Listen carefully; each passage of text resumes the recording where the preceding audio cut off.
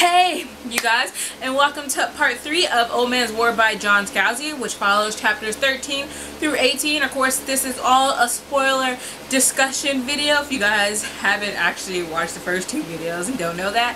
But I'm going to link my first part 2 and part 1 and part 2 down below, as well as the book club's creator part 1, 2, and 3 whenever that one is up. So let's go ahead and get started. We kind of left on a cliffhanger in which John is dying and he thinks he sees his ex-wife or whatever, but he wakes up, you know, doctors are like hallucinations, he doesn't believe it, and Harry and Jesse, who surprisingly like did not die, Harry started making some inquisitories, and there was like, they call the special forces the Ghost Brigade because apparently the CDF uses the DNA of the people who had previously died, who like John's wife, who died before she could actually even get to the ship or anything, or reach the age 75, and incorporate that and make new different type of guinea pig soldiers. Like, they're more advanced than the regular foot soldiers that the CDF uses all the time. So then we meet the Ghost Brigade. Because of Jane, who looks like Kathy, her and John kind of start bonding after a little bit of roughness at the beginning. Enough for her to like try to save them, because the CDF plans to go back to the Coral planet. Even though the Ramatok or whatever they is like has the ability to detect when ships are a thing with they first. So in doing so, kind of gives John leverage a little bit when he's with the higher ups to get Jesse and Harry reassigned to like a research division, so they're no longer on the front lines. And it's such a nice moment because John is just like, you know, you guys are my family. You two are all that is left in this world that I have right here and right now.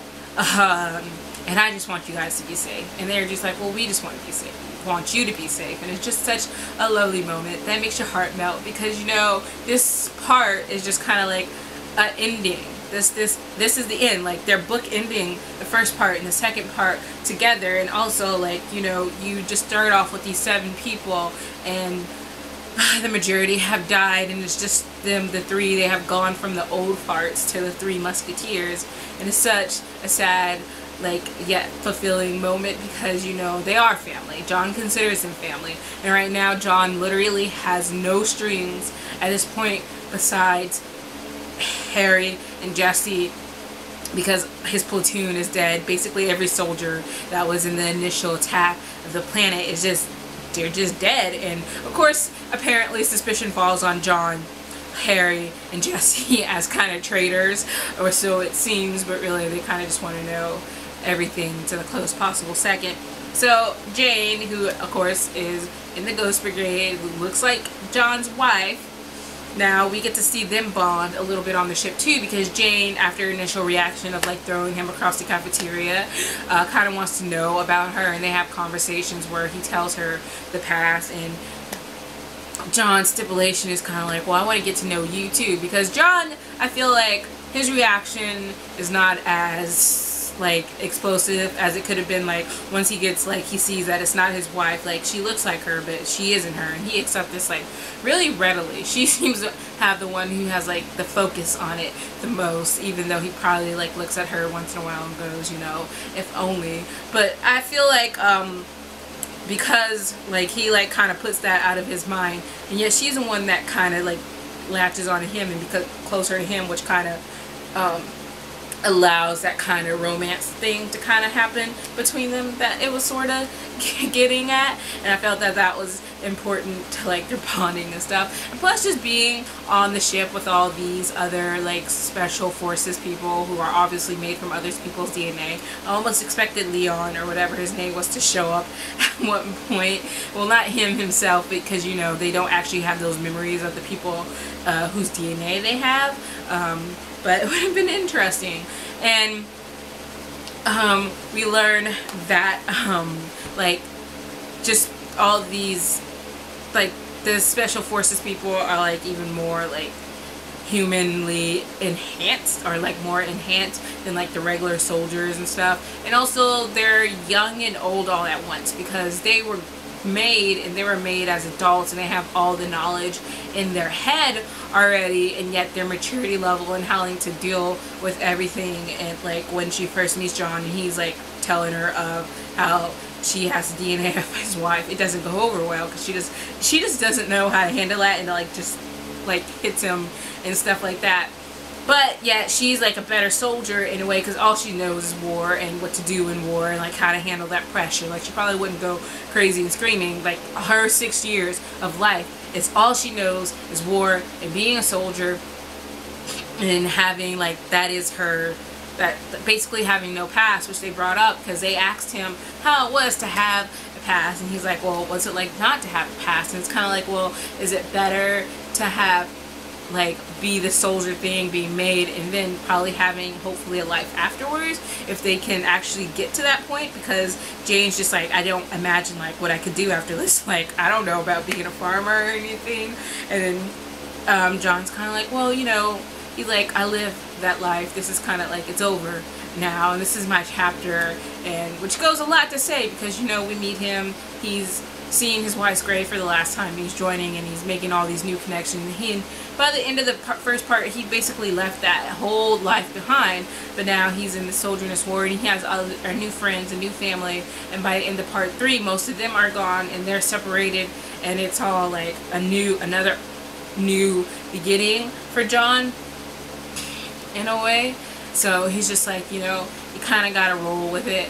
One of the things he does notice is when they go to Kansu to kind of talk to the other alien race about why they gave Tech the ability to predict when a spaceship script drive is going to happen to the other people.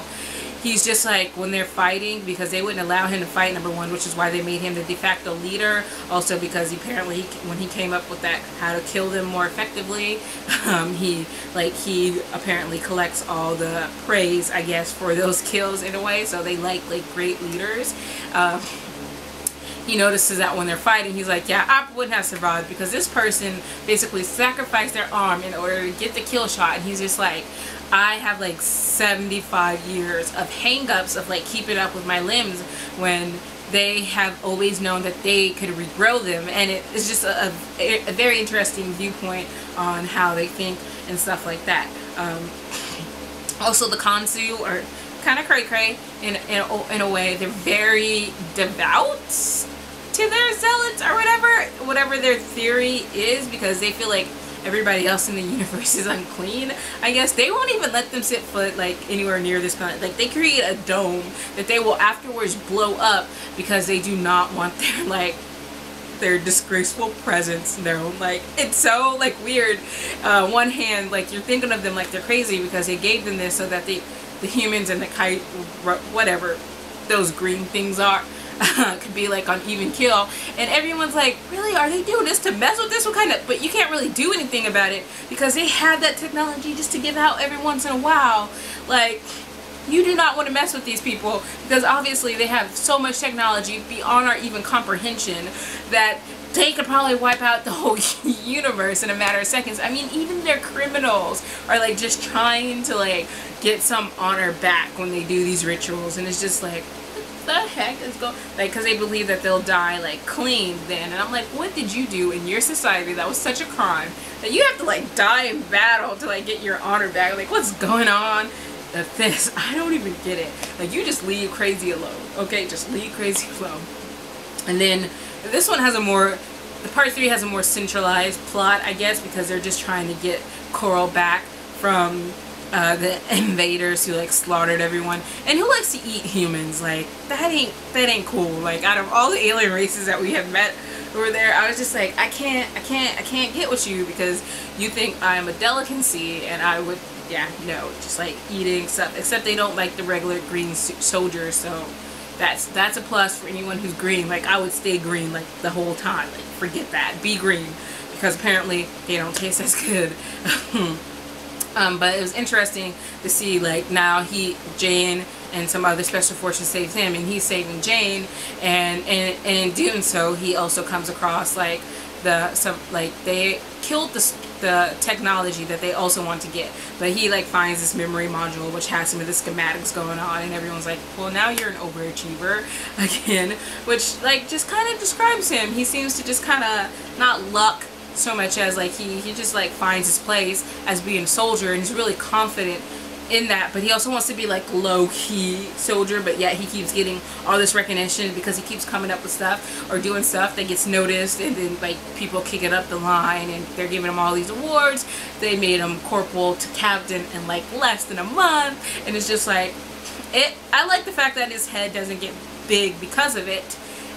He still wants to have a normal life afterwards. It's like they gave him all these like kind of tour duties, making him a war hero. He travels around the colonies and stuff like that, and he's doing all these cushy assignments, and like one of the last ones is that he does before he decides that he really just wants to get back to war and finish out his service before he goes on to colonize himself, because he does plan to leave, is he's being back on a ship where he's the one who's now telling all these old people to like have fun with their bodies in a week, and how many of them they are right now, and how many of them will be dead probably by the end of the thing. And it's just such a bittersweet, depressing kind of nostalgia filled moment when I'm reading that, because you can just see in his eyes, like he just sees people bonding. He probably just imagines the old farts right there, and he's like, I hope they survive, but they probably won't. And it's just like, oh, and things like that. And him and Jane, like, he never sees Jane again. He has that line again from the beginning. This was the least dramatic of the two or whatever. And him not seeing Jane again was the least dramatic, because you know, you just don't see anybody. It's not so much dramatic. But she does manage to get in contact with him, was just like, you know what, this is where we go to live when we want to like have a life afterwards, which only one or two people, I guess, who are in the special forces have done, because they can't comprehend like having a life outside of this, because it's all they ever know. But she's like, I think I'd like to try farming with you, and it's so sweet. And I like how they kind of accept each other for who they are, because it's like he obviously could have tried to love her just because she looked like his wife, but he didn't. He didn't even try to put that pressure on her. He just like wanted to have like some kind of relationship, but he was also willing to let it go. Like he didn't expect to see more of her after their couple of initials of meetings, but she was the one who kept coming to him, and I think that was an important thing, that he wasn't like chasing her or anything, or I don't think it would have felt genuine. Like probably like he would only have wanted her because of how she looks instead of who she is now, and I felt like that was a very different differential kind of thing. And also, like, one of the things I liked is when John was talking to like all the special recruit people, and he's like, it's spoken like a 2-year-old who will never age, and the guy just comes back, well, I'm like 3.5, and I'm just sitting up there just imagining this conversation happening in real life. I'm like, dude, that's not helping you. And yes, they are better soldiers in a way, and not in a way. If that makes sense. Like, guess it depends on your environment and stuff. I have my notes, so if I was looking down, that is why. So one of the things I actually wanted to talk about, besides all that and how much I love the booking, you know, is like, why don't they just back up people's memories like before and after every like were they war off? Like, that would be interesting if they could do that, because then it's like, we'll make you another new body, we'll put your consciousness inside that, and we already have a seasoned veteran soldier, and you can just continue to serve out like your 10 years that you're in there. Like, would that help not deplete troops? Because they still have their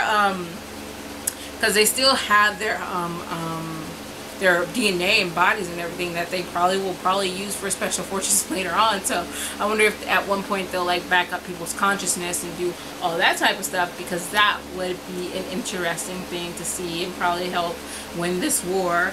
You can never have too many soldiers when you're fighting an intergalactic war for real estate. And I wonder, after when he colonizes, right, if he makes it there to planet and him and Jane get together and stuff like that, like when they're 75, like, could they re-up in the military? I just wonder. And if they do go back, would they have their same rank and stuff? Like, maybe I'm just thinking too much at this point, but I thought that would be interesting too, because, you know, Jamie and him had the same conversation. So like, well, why would you want to do that? And she's like, you're gonna grow old and you're gonna die. And she's like, and he's like, well, being old is just like part of life. For to be human, you know, it's like something you do, you know, you live your life. and for him this is like almost like a third life when he colonizes and leaves the army. So it would be interesting to see if they would ever both want to go back in the army to do that.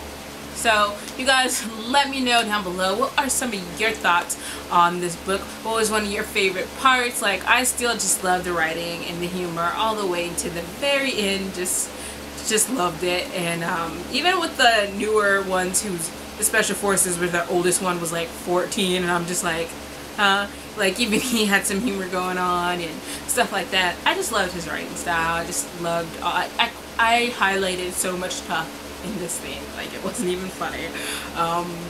But yeah, you guys let me know all your thoughts, and I will see you guys later. Bye.